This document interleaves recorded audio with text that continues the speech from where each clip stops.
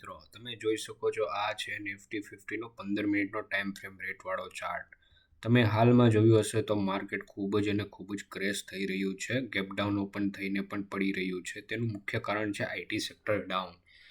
તો તમે જોઈ શકો છો વોલ સ્ટ્રીટની અંદર ને ન્યૂયોર્કમાં ને એમાં બધામાં જે છે એ આઈટી સેક્ટર ખૂબ જ ડાઉન રહેલું છે, જેના કારણે આપણા માર્કેટમાં પણ ફોલ કરી રહ્યું છે.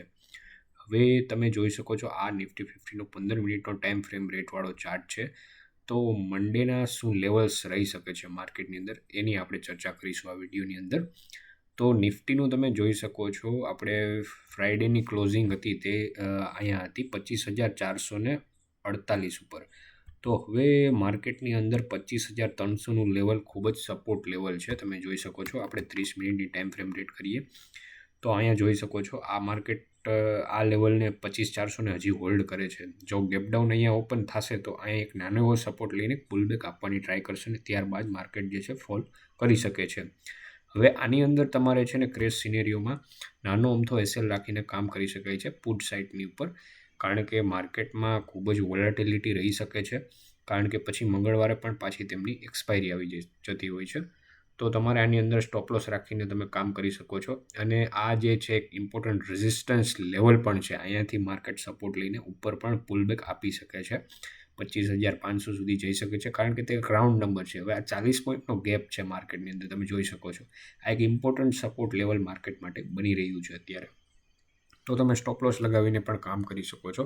અધરવાઇઝ જો માર્કેટ ખુલતાની સાથે જ પડવાનું ચાલુ કરી દઈએ તો તમને 25,100નું લેવલ તમને જોવા મળી શકે છે. જો એટલું હંધુય ફોલ થશે તો ઇવન માર્કેટની અંદર ફૂલ ક્રેશ આવી જશે. પણ હવે જોવાનું એ રહે છે કે મંડેના દિવસે કઈ રીતનું માર્કેટ પરફોર્મ કરે છે. તો તમે આની અંદર સ્ટોપ લોસ લગાવીને કામ કરી શકો છો. હવે આપણે બેંક નિફ્ટીનું એનાલિસિસ કરી લઈએ. બેંક નિફ્ટીનો ચાર્ટ લઈ લઈશું. બેંક નિફ્ટી પણ સેમ સિનેરિયો રહેશે. તમે જોઈ શકો છો આ એક રેડ કેન્ડલ છે, એની અંદર જ માર્કેટ અત્યારે રમ્યા કરે છે. હવે આની અંદર જે છે આ 59,646નો ઇમ્પોર્ટન્ટ સપોર્ટ લેવલ છે. આને રિસ્પેક્ટ કરશે માર્કેટ તો એક અપસાઇડ સ્પાઇક જોવા મળી શકે છે. અધરવાઇઝ આ છે એ આખો નો ટ્રેડિંગ ઝોન એરિયા છે, કારણ કે એની મંથલી એક્સપાયરી નજીક આવી રહી છે બેંક નિફ્ટીની. તો મારું એવું માનવું છે કે તમે બેંક નિફ્ટીને એવું લાગે તો અવોઇડ કરી શકો છો. જો તમારે આની અંદર નાનો એવો સ્કેલ્પ કરવો હોય તો પુટ સાઇડની ઉપર તમે સ્કેલ્પ કરી શકો છો. 100-200 પોઈન્ટ જેવા તમને આની અંદર આરામથી મળી શકે છે. પણ આની અંદર સ્ટોપ લોસ લગાવીને કામ કરજો, કારણ કે બેંક નિફ્ટી મોસ્ટ ઓફલી તમે જોઈ શકો છો અહીંયા પણ સાઇડવેઝ રહ્યું હતું, આ લેવલ પણ સાઇડવેઝ રહ્યું હતું, ઉપર પણ સાઇડવેઝ રહ્યું હતું. અને આની અંદર મુવમેન્ટ બહુ તમને ઓછી જોવા મળે છે. 5 મિનિટમાં જોશો તો તમને ખ્યાલ આવી જ જશે કે ભાઈ આની અંદર પ્રાઇસ ત્યાં ને ત્યાં જ રહ્યા કરે છે અને કોઈ પણ જાતનો મુવમેન્ટ આની અંદર એક્સપેક્ટ થતી નથી. આ બિયરિશ માર્કેટમાં તમે જુઓ અહીંયાથી એક ગ્રીન બનીને પછી અહીંયાથી ટ્રેપ કરી નાખ્યા અને પાછું જે છે ફોલ થઈ ગયું. આની અંદર સ્ટોપ લોસ તમારો મોટો બનશે બેંક નિફ્ટીની અંદર. તો નિફ્ટીની અંદર તમે આરામથી તમે કામ કરી શકો છો. તમને સારા એવા 20-25 પોઈન્ટ પ્રીમિયમની અંદર મળી જાય તો ગુડ ઇનફ છે, કારણ કે અત્યારનું માર્કેટ ખૂબ જ એમ કહી શકાય કે વોલ્ટલાઇટ અને બહુ એટલી સંધી મુવમેન્ટ નથી આપી માર્કેટમાં.